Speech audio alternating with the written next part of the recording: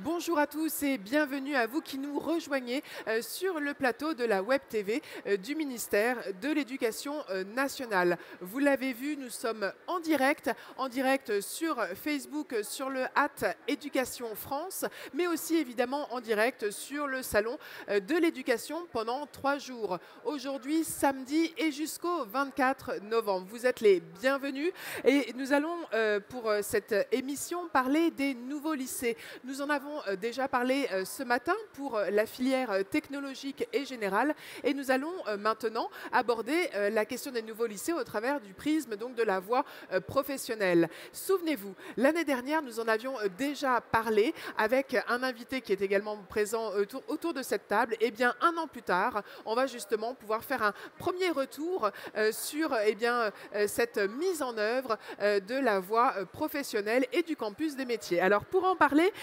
à ma droite, l'inspecteur général de l'éducation, du sport et de la recherche, David Hélard. Bonjour David et bienvenue. Merci.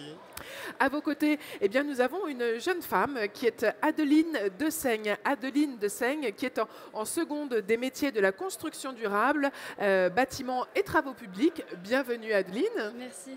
Je précise que Adeline et Lucas, qui est à ses côtés, sont tous les deux au sein du lycée Normandie-Niemen à Calais, dont le proviseur se trouve à mes côtés, Bruno Sauvage. Bonjour. Bonjour à vous.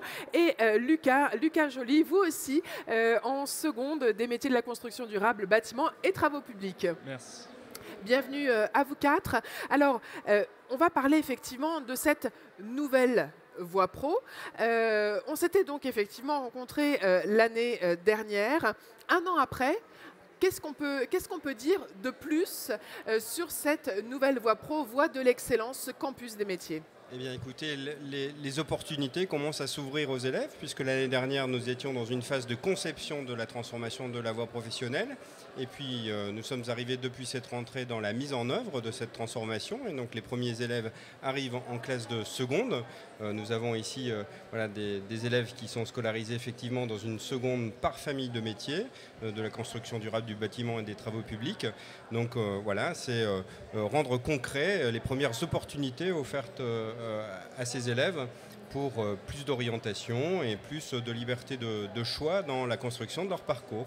La liberté de choix, c'est ce que vous avez eu, je crois, Adeline. Racontez-nous un petit peu votre choix et votre projet.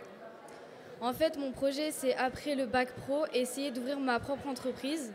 Et en fait, j'ai entre guillemets subi mon arrivée à Normandie-Niemen parce que je devais partir en coiffure, mais on m'a recalé mon vœu.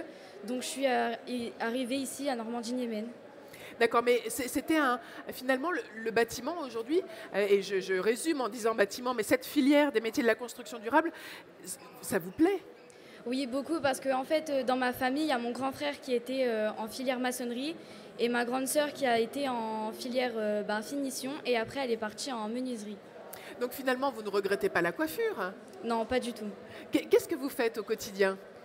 On travaille avec les maçons beaucoup.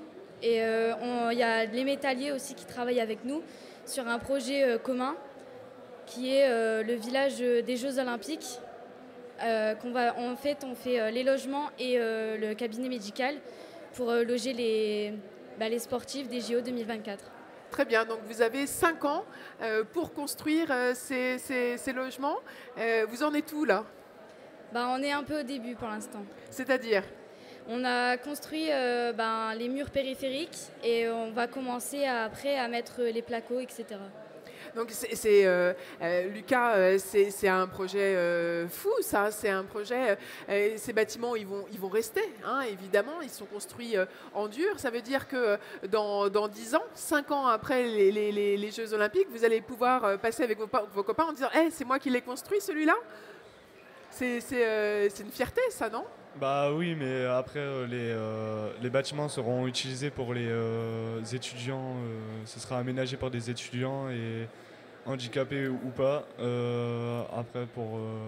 Ça n'en reste pas moins un beau projet quand même. Dire c'est vous qui l'avez construit lorsque vous étiez en seconde. Je trouve que c'est quand même c'est une belle fierté, non ? Bah c'est un gros projet, donc oui, ça sera toujours une fierté pour nous et pour nos camarades de classe qui le font avec nous. Donc oui.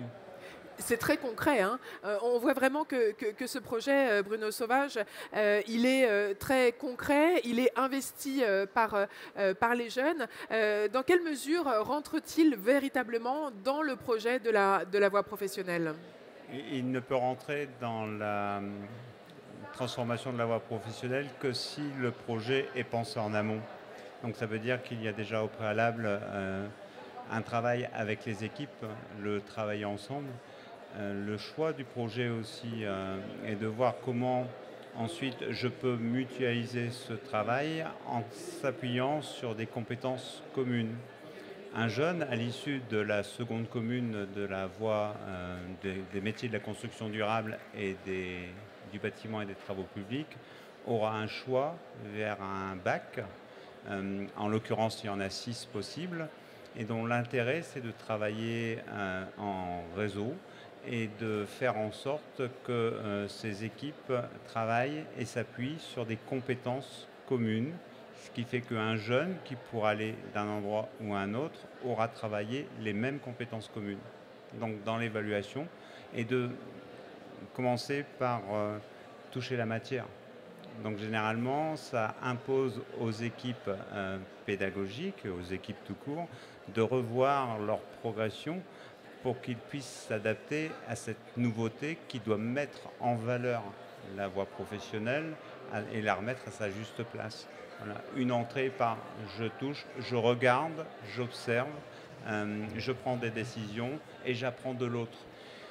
On est ici sur 2 champs séparés. On a un champ finition, on a un champ orgo, on a un champ métallerie. Comment on fait ?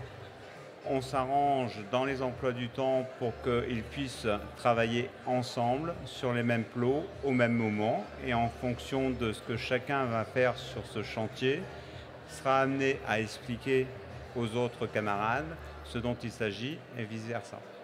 David Hélard, ce travail de préparation, ça vous parle, je crois, hein, c'est la clé de voûte, hein, finalement de cette filière en voie professionnelle. Oui, bien sûr. Cette mise en œuvre de la seconde par famille, ça embarque tout un processus d'ingénierie pédagogique qui a été préparé par les corps d'inspection sur les territoires, dans les académies, qui ont mobilisé l'ensemble des équipes pédagogiques pour penser ce projet et faire en sorte que dans tous les établissements qui sont concernés par cette classe de seconde, eh bien, ils puissent réfléchir à un projet commun et emmener l'ensemble des élèves sur ce projet commun de façon à les éclairer sur la réalité des métiers, et ensuite, quelles que soient les spécialités qu'ils choisiront, parce que chaque établissement ne peut pas offrir l'ensemble des spécialités de la famille, mais il était important qu'ils se coordonnent entre établissements pour faire en sorte que tout le travail qui est investi par les élèves pendant cette classe de seconde est totalement ensuite réinvestissable dans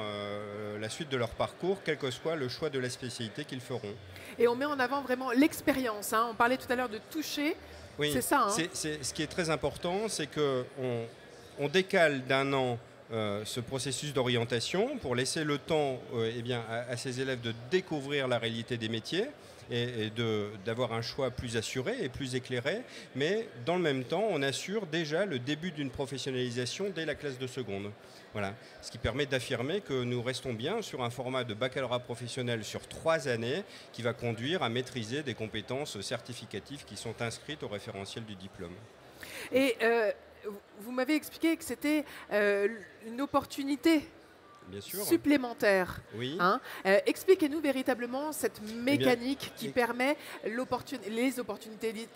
Pardon, je suis fatiguée. Les opportunités supplémentaires. Très bien. Alors à ce moment-là, il faut revenir un an en arrière. Oui. Un an en arrière, les élèves de collège avaient devant eux plus de 300 formations de CAP et de baccalauréat professionnel. Ce concept de famille des métiers va rassembler plusieurs spécialités de bac pro en une famille, juste en classe de seconde. Est-ce qu'on peut en citer quelques-unes des familles ? Alors, seconde, celle-ci, de la construction durable, bâtiment et travaux publics. La seconde, famille relations clients. Et puis la seconde par famille, gestion administrative, transport et logistique. Voilà. Donc ça regroupe des spécialités de diplôme. Il y a eu tout un travail d'analyse des compétences qui sont inscrites dans les différents référentiels, et nous avons identifié matière à faire famille en classe de seconde et travailler, débuter une professionnalisation du jeune avec des compétences communes et ensuite poursuivre cette professionnalisation avec le niveau d'exigence qui est attaché à chaque spécialité de diplôme. Voilà. Donc auparavant, un an, les élèves de 3e avaient l'ensemble de ces familles, l'ensemble de ces filières de formation, plus de 300 devant eux. Donc le travail est très difficile pour les professeurs de collège pour donner la meilleure information, voilà, et leur permettre d'être très bien informés sur la réalité d'un métier dans une filière. Donc le fait de proposer 14 ou 15 familles de baccalauréat professionnel plutôt que 100 bacs pro différents, ça améliore la lisibilité des parcours de formation vus du collège. Ça laisse plus de temps pour découvrir la famille de métiers et se déterminer par rapport à un métier en particulier. Et ensuite, ces élèves qui fréquentent la classe de seconde sont pris en charge par des enseignants qui maîtrisent très bien la réalité des métiers qui sont à l'intérieur de cette famille. Et donc ça permet de donner un accompagnement beaucoup plus efficace à ces élèves pour les aider à choisir une spécialité.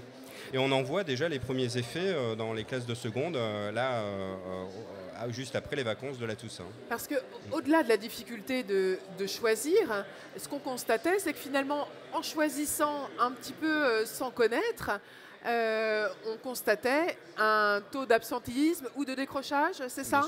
Bien sûr. L'objectif aussi, c'est de diminuer ce taux d'absentéisme et ce taux de décrochage dans la voie professionnelle. Est-ce qu'on peut comparer un petit peu les chiffres, voilà, justement, Bruno Sauvage ? Je suis venu avec. Ah, il est venu avec ces chiffres, bonne nouvelle. On parle souvent de décrochage scolaire, mais généralement, ce n'est qu'une sensation qu'a ressentie. On m'a appris, dans le cadre de ma fonction, à ce ressenti l'expliquer par des chiffres. Sur l'année 2018-2019, sur la même période, nous étions sur des taux d'absentéisme injustifiés. C'est-à-dire le jeune qui décide de ne pas venir, compris entre 4 et 11%. En moyenne, sur un lycée professionnel, c'est ce qu'on va avoir, voire même plus. Cette année, on est aux alentours, je dis bien aux alentours, plutôt en dessous qu'au-dessus, de 1,64%, toutes classes de seconde confondues. Et les marqueurs sont flagrants. Il y a une accroche, un accroche par les activités proposées. Proposées par qui ? Par l'équipe.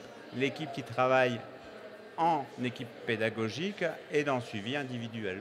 Ça vous fait plaisir, David Ellard, ces chiffres, j'imagine ? Beaucoup, et puis il y a une explication à ça, c'est-à-dire que la liberté de choix s'accompagne d'une responsabilisation du jeune. Et cette responsabilisation, elle engage davantage le jeune dans la construction de son parcours. Et cet engagement, ça déclenche de la motivation.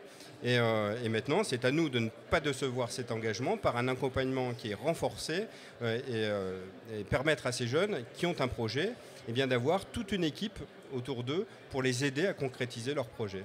Alors écoutons-les. Lucas, Adeline, racontez-nous un petit peu cette famille de métiers. De quoi se compose-t-elle ? Que faites-vous dans vos enseignements professionnels ? Comment découvrez-vous cette famille de métiers ? Racontez-moi un petit peu. Pour le moment, je suis intéressé par la famille. Je ne connaissais pas trop ça au début. Et quand j'ai su que c'était une famille de 3 groupes qui faisaient ça tout en atelier et qu'on travaillait tous ensemble, qu'on s'apprenait mutuellement des choses, ça m'a intéressé et je continuais. Et de toute façon, ce que j'ai choisi, c'est ce que je voulais faire. Donc, Alors, explique-nous un petit peu les différents métiers, activités finalement que tu as pu découvrir pendant cette seconde, parce qu'il y en a plusieurs, il n'y a pas que la maçonnerie.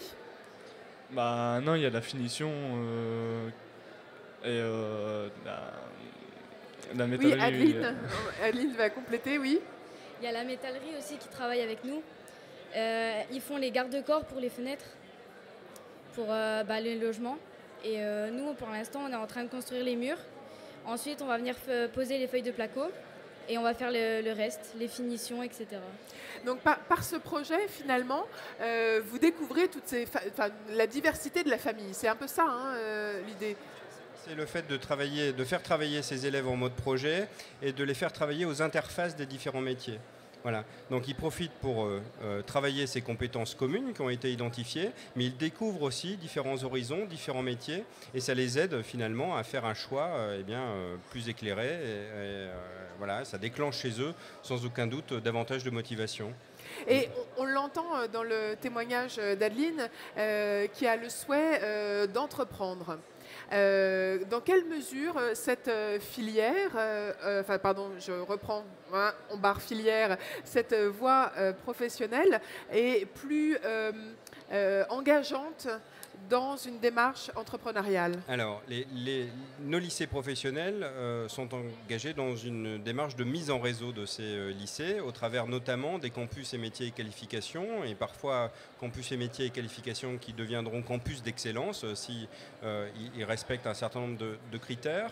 Mais le principe de ces campus, c'est de mettre à la fois des collectivités territoriales, des entreprises et des établissements de formation à travailler ensemble pour aider les jeunes à construire leur parcours. Et au sein de ces campus est prévu qu'il y ait des pépinières d'entreprises, des incubateurs d'entreprises, de façon à aider ces jeunes, et on en a un exemple ici aujourd'hui, de réaliser leurs projets. Parce que ces élèves qui ont une ambition de créer ou de reprendre une entreprise n'ont pas forcément le réseau qu'il convient d'avoir pour pouvoir pour leur permettre d'aboutir efficacement à leur projet. Et donc le fait d'être baigné au sein de ces campus et de pouvoir avoir des acteurs autour d'eux qui vont les aider à trouver une source de financement, à mettre en place ce réseau, c'est très important pour les aider à réaliser leurs rêves.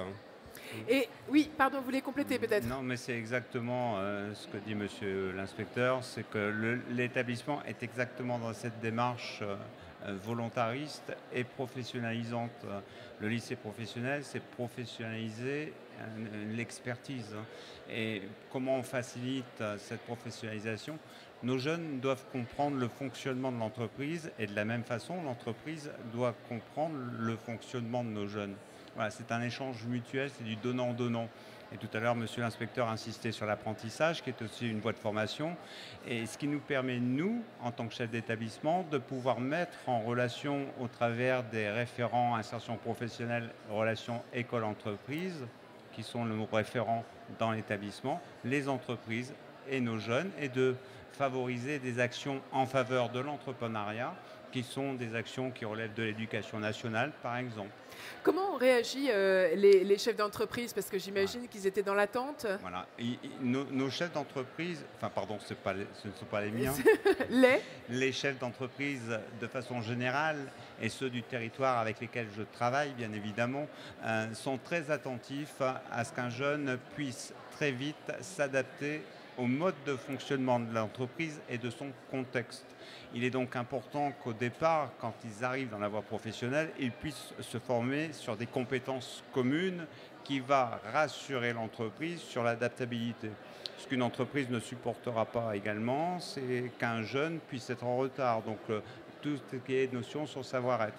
Et ensuite, c'est le savoir-faire.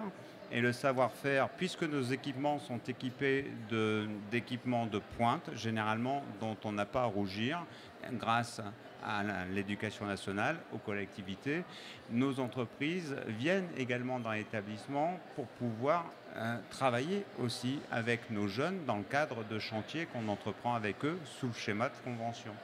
On parlait tout à l'heure de l'absentéisme, on pourrait aussi parler des ruptures de contrat.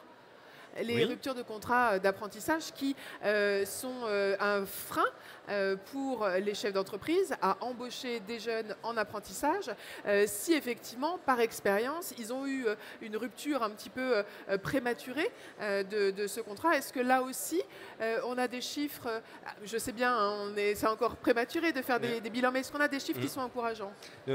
Nous avions, si on recule toujours d'un an en arrière, nous avions 58 000 jeunes qui étaient concernés par des ruptures de contrat.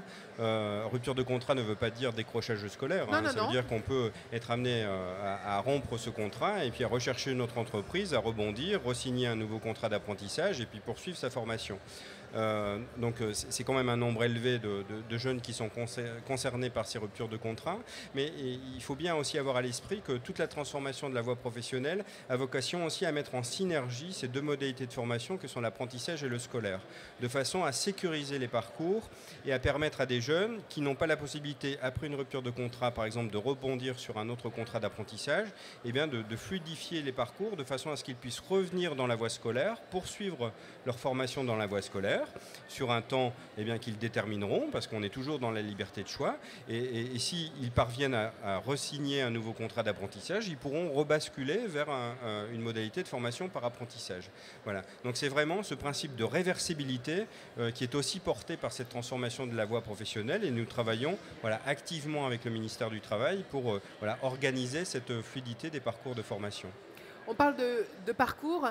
Finalement, on a 3 ans pour se déterminer. C'est un peu ça. Hein, oui, alors il y a des étapes qui portent des jalons sur le cycle de la voie professionnelle. Donc cette classe de seconde par famille de métier est une première étape.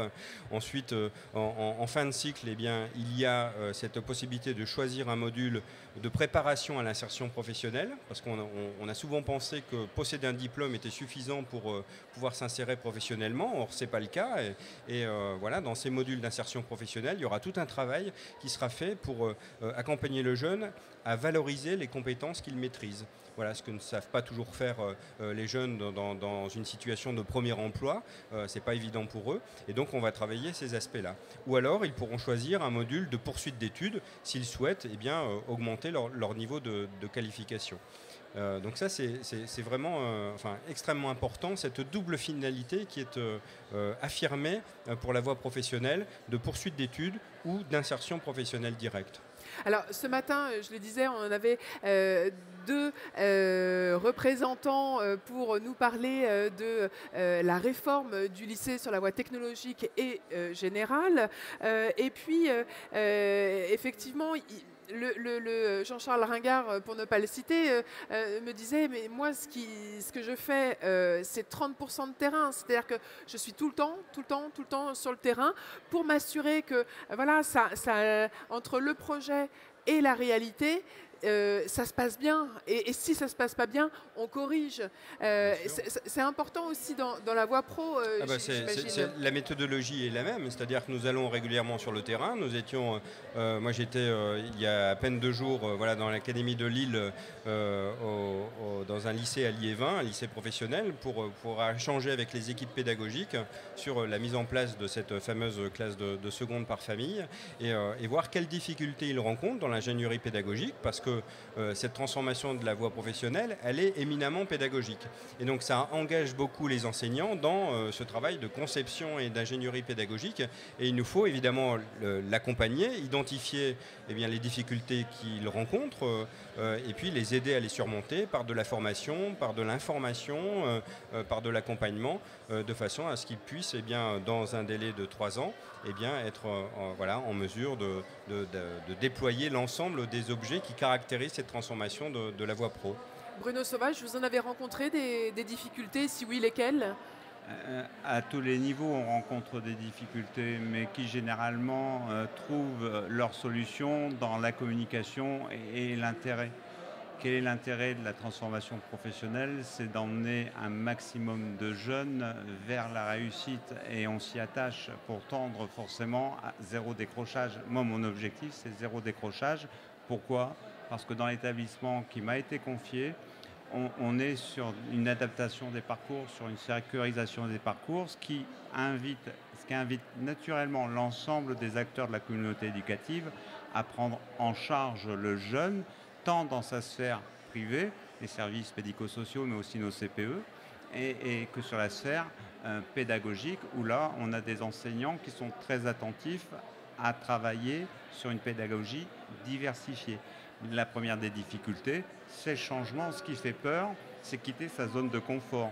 Oui. Donc, il est donc important... Dans quelle mesure on la quitte vraiment, cette zone de confort? Justement, ce qui est important, c'est de voir que la zone de confort que l'on quitte, c'est pour aller sur un terrain que l'on a déjà appliqué, sans le dire, mais qui se fait naturellement dans nos établissements, l'accompagnement des stratégies pédagogiques que l'on n'osait peut-être pas prendre, et puis on y va parce que le collègue a su et a montré que c'était faisable. En gros, c'est s'inspirer sur toutes ces têtes pensantes enseignantes qui, mises ensemble, sont force de proposition et sont capables d'emmener vers le changement tout jeune, quelles que soient ses origines, quelle que soit sa volonté, vers la réussite, vers l'obtention surtout d'une qualification qui est reconnue par la profession. David Hélard, cette réforme, elle s'appuie effectivement vraiment sur les équipes pédagogiques, les équipes pédagogiques, l'observation des réactions des jeunes, les remontées du terrain. Ah bah c'est fondamental d'aller observer ce qui se passe sur le terrain et puis voilà, de discuter avec les gens, d'échanger avec eux et, voilà, ça nous permet ensuite de prendre, en tout cas nous l'espérons, les bonnes décisions, les bonnes solutions pour eh bien, les aider dans cette mise en œuvre. Alors, pour les jeunes, on le sait, hein, quand on a 16, 17 ans, c'est pas facile de bouger. Hein, les parents habitent à une adresse, parfois le lycée dont la spécialité nous intéresse, elle n'est pas forcément à côté. Ce sont les situations que vous avez pu rencontrer peut-être. À quelle distance se trouve le lycée par rapport au domicile de vos parents ? Après, j'habite pas loin du lycée non plus, mais je dois prendre quand même le bus tous les matins et le soir pour arriver au lycée. Et le lycée dans lequel vous faites donc, vos études, c'est le lycée dans lequel vous vouliez faire la spécialité. Enfin, c'était la spécialité, il y avait cette spécialité dans ce lycée. Oui. D'accord. Et vous alors, Adeline, racontez-nous, votre lycée est-il loin de votre domicile ? Oui, quand même, pas mal. Je suis obligée de venir soit en vélo, soit en bus. D'accord. Et quelle distance à peu près ? 2-3 km. Oh, ça va, 2-3 km tous les jours. Ça maintient en forme, il faut faire du sport tous les jours. Voilà. Très bien. Alors, c'est vrai que c'est cette question de la mobilité liée parfois au manque de place. Oui. Lié parfois aussi à des questions d'hébergement, Oui. fatalement. Tout ça, ça fait que parfois ça peut être complexe d'aller dans la famille de métiers qui nous intéresse. Est-ce que c'est des cas qui se présentent Bien souvent ? sûr, ce sont des situations qui vont se présenter. Nous avons à progresser là-dessus pour faire en sorte que dans l'ensemble des établissements, plutôt que de dire « oulala, ça va être difficile la mobilité à 30 ou 40 km pour poursuivre une formation », qu'on soit en capacité de proposer une offre de service. Et tout le travail de mise en réseau des établissements, c'est aussi ça, c'est-à-dire de se mettre d'accord ensemble pour dire voilà, nous avons des solutions d'hébergement, nous avons identifié des solutions de transport, nous avons des aides financières pour accompagner cette mobilité auprès des jeunes et des familles qui pourraient être en difficulté pour assumer cette mobilité. Voilà, il faut qu'on parvienne dans cette mise en réseau à ce que cette offre de service soit présente dans tous les établissements pour véritablement accompagner les jeunes dans la réalisation de leurs projets. Donc ça va prendre un petit peu de temps, effectivement, pour que des places disponibles, par exemple, dans les internats se libèrent. Donc ça embarque également les collectivités territoriales qui ont des responsabilités en la matière, le réseau des transports, etc. Donc tout le monde se met autour de la table pour essayer de faire en sorte de favoriser la construction de ce parcours et puis au final l'insertion professionnelle des jeunes. Voilà. Donc il y a cette ambition, cet objectif. Tout n'est pas parfait actuellement dans le début de cette mise en œuvre, mais tout le monde travaille de concert pour essayer d'améliorer la situation et favoriser effectivement cette mobilité dans un environnement proche qui n'est pas toujours facile à réaliser selon les territoires. Et pour favoriser aussi la possibilité de choisir. Bien sûr. Optimiser pour chaque jeune bien sûr, la possibilité de choisir. On insiste beaucoup auprès des équipes pédagogiques pour veiller à ne pas mentir aux jeunes. C'est-à-dire que, par exemple, à l'issue de cette classe de famille de métiers, un choix de spécialité va s'offrir à eux. Il est conditionné aussi par des capacités d'accueil des établissements qui vont recevoir les élèves, par des priorités en montant qui sont déjà présents dans les établissements, etc. Donc il y a un certain nombre de critères qui contraignent un petit peu les choses. Il ne s'agit pas de mentir aux familles et aux élèves sur ces sujets-là. Les cartes sont posées sur la table, les conditions sont posées, qui nécessitent aussi un un engagement scolaire, etc., pour être sûr d'aboutir dans son projet. Mais nous avons à la fois les modalités de formation scolaire, les modalités de formation par apprentissage, qui ouvrent dans le cadre de cette mise en synergie, qui ouvrent beaucoup plus de possibilités qu'avant en termes de choix géographiques de lieux de formation. Ça veut dire qu'on acquiert une compétence à l'orientation. Alors celle-là, elle est absolument fondamentale. C'est-à-dire que, et puis ça va accompagner ces jeunes tout au long de leur vie. C'est-à-dire qu'il faut que l'on parvienne à faire de cette compétence à s'orienter un acte réflexe, pour que une fois que cette formation initiale soit terminée, qu'un temps d'emploi soit exercé, qu'ils aient le réflexe de réclamer un temps de formation supplémentaire pour abonder leur portefeuille de compétences et pouvoir répondre à des besoins exprimés par les entreprises. Voilà, donc tout le travail que mène également le ministère du Travail autour, là, il y a eu hier ou avant-hier le lancement de l'application numérique pour accéder à son compte personnel de formation. Voilà, il faut que ça devienne un acte réflexe pour les jeunes, ces jeunes adultes, des adultes un peu plus âgés, de solliciter ces formations pour abonder leur portefeuille de compétences. Alors comment ça se passe concrètement dans le lycée, justement, cet apprentissage de l'orientation? L'apprentissage de l'orientation, c'est au quotidien, c'est toujours avec les équipes. On a des heures dédiées aussi qui sont... Combien? On a à peu près 1 heure, mais c'est pas en temps, c'est en fonction du... C'est pas en temps... en minutes, mais c'est plus sur le temps. Il y a un temps pour tout. À un moment donné, le jeune peut être amené à se poser des questions sur son orientation, mais comme il a déjà une expérience professionnelle sur un premier champ, c'est de pouvoir lui apporter tout le champ des possibles. Alors comment on le fait surtout? C'est ça qui est important. C'est de permettre aux jeunes d'aller voir, notamment sur cette seconde des métiers, famille des métiers, la possibilité d'exercer sa période de formation en milieu professionnel dans un autre domaine dans lequel il est, par exemple. Voilà. C'est lui permettre de le mettre en lien avec une entreprise qui pourrait lui faire découvrir une autre spécialité qui lui renforcerait ou pas dans son parcours. J'avais un jeune, c'est un 3e jeune, qui lui ne sait pas encore où il va se diriger. Les périodes de formation en milieu professionnel sur la seconde des métiers va lui permettre d'affiner encore davantage, avec bien sûr le concours des PsyEN, des enseignants, son projet.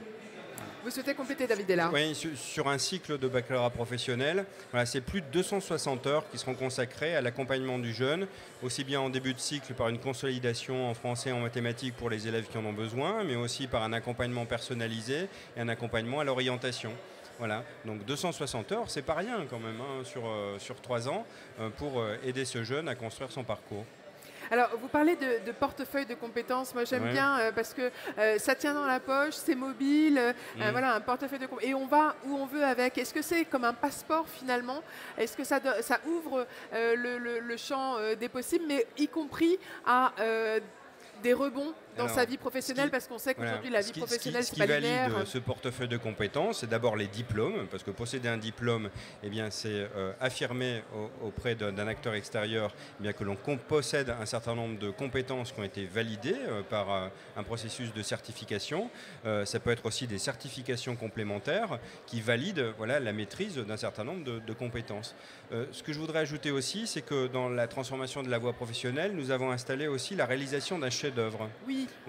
Et cette réalisation d'un chef-d'œuvre, le principal objectif, c'est de permettre à ces jeunes, au cours en fin de cycle, c'est-à-dire les 2 dernières années, alors CAP c'est première année, 2e année, et puis le bac pro en classe de première et en classe de terminale, de pouvoir valoriser la maîtrise de leurs compétences. Et cette valorisation, elle doit se faire auprès d'acteurs extérieurs, c'est-à-dire principalement à leurs futurs employeurs. C'est-à-dire que ils auront l'occasion de montrer leur savoir-faire, de montrer leur maîtrise des compétences à ces personnes-là et de participer à la valorisation. Un exemple de chef-d'œuvre? Alors, je peux vous en citer plusieurs. Vous avez accueilli, je pense, là, au cours du salon, des acteurs du SNU. Oui. Voilà. Et donc des élèves du lycée Le Corbusier de Tourcoing ont participé à l'élaboration du logo du SNU qui est porté sur l'ensemble des uniformes. Ah, c'est une belle fierté, ça. Et donc, ces élèves ont réfléchi à ce logo, ont travaillé à la fois avec leurs enseignants de discipline professionnelle, avec leurs enseignants de français qui ont mené une réflexion sur l'engagement citoyen, etc., pour élaborer ce logo qu'ils sont venus présenter ici à Paris devant un comité de sélection. Et puis, ils ont été retenus et c'est ce logo qui est maintenant apposé sur l'ensemble des uniformes du SNU. Voilà. Vous souhaitiez compléter, hein, je crois, Bruno Sauvage. Mais puisqu'on parle de chef-d'œuvre, par exemple, concernant la ville de Calais, qui a un patrimoine historique fort marqué également, c'était de pouvoir commémorer les 500 ans de la rencontre d'Henri VIII et de François Ier. Et donc, naturellement, c'était de pouvoir réaliser la fontaine qui a réuni ces deux rois aux alentours de Calais. Et donc, c'est travailler avec les bâtiments de France, travailler avec le patrimoine, travailler avec l'Angleterre, travailler du côté français avec la ville, travailler avec le professeur d'art appliqué, travailler avec différents champs professionnels, le gros œuvre, la finition, la menuiserie, la couverture zinguerie de Guimer, puisqu'on parlait tout à l'heure de réseau. Et donc, c'est de recréer, puisque la première se trouve à Hampton-Court, nous, on va faire la deuxième qui se trouvera sur l'église Notre-Dame, lieu culturel, j'insiste bien, qui sera forcément l'objet de toutes les attentions lors de ces commémorations. Ce sont les élèves avec les partenaires extérieurs liés avec la DRAC, les partenaires du patrimoine, les arts appliqués, les bâtiments de France. Pardon, oui, je vous écoute. L'objectif, c'est de les emmener sur des projets ambitieux, voilà, dont ils pourront être fiers. Voilà, ils auront une fierté dans la réalisation de ce chef-d'œuvre. Voilà, exactement. Alors, à quel moment, là, nos deux jeunes sont en seconde, à quel moment commencent-ils justement à travailler sur le projet? Est-ce que c'est dès la seconde? Allez-y, Lucas, Adeline. En seconde, sur le projet, le chef-d'œuvre n'est pas encore réellement abordé. Par contre, eux, à leur niveau, ils réalisent déjà un chef-d'œuvre, par exemple. Le village pour les Jeux Olympiques. Oui, Adeline, oui. Le village. Oui, c'est aussi ton... C'est ce que j'allais dire. Le village, c'est un gros projet qu'on a tous ensemble et on veut l'aboutir, quoi. Bien sûr. Mais si vous voulez, dans l'organisation du cycle du baccalauréat professionnel, la réalisation du chef-d'œuvre débute en classe de première et se poursuit en classe de terminale. D'accord. Et pour les élèves de CAP, ils entament la réalisation du chef-d'œuvre dès la première année de CAP et poursuivent en deuxième année de CAP. Voilà, et ça peut prendre des formes multiples. Ça peut être la réalisation d'un chef-d'œuvre qui s'étale sur les 2 années. Ça peut être plusieurs chefs-d'œuvre réalisés sur les 2 années. Ça peut être un chef-d'œuvre individuel. Je pense à des élèves, par exemple, qui seraient dans la bijouterie, qui réaliseraient un bijou de manière individuelle. Ça peut être des réalisations de chefs-d'œuvre qui engagent un collectif avec une réalisation commune qui engage une seule spécialité d'un établissement, plusieurs spécialités de plusieurs établissements, entre des CFA, des lycées professionnels. Voilà. C'est laissé vraiment à l'initiative des équipes pédagogiques qui se saisissent des opportunités locales. On en a eu un exemple tout à l'heure, et puis qui travaillent à cette démarche de projet et à la valorisation des compétences des jeunes. Alors, j'imagine que lorsque il y a eu cette réforme de la voie professionnelle, il pouvait y avoir des inquiétudes de la part des jeunes, encore que c'était sans doute les moins inquiets, des professeurs, des parents.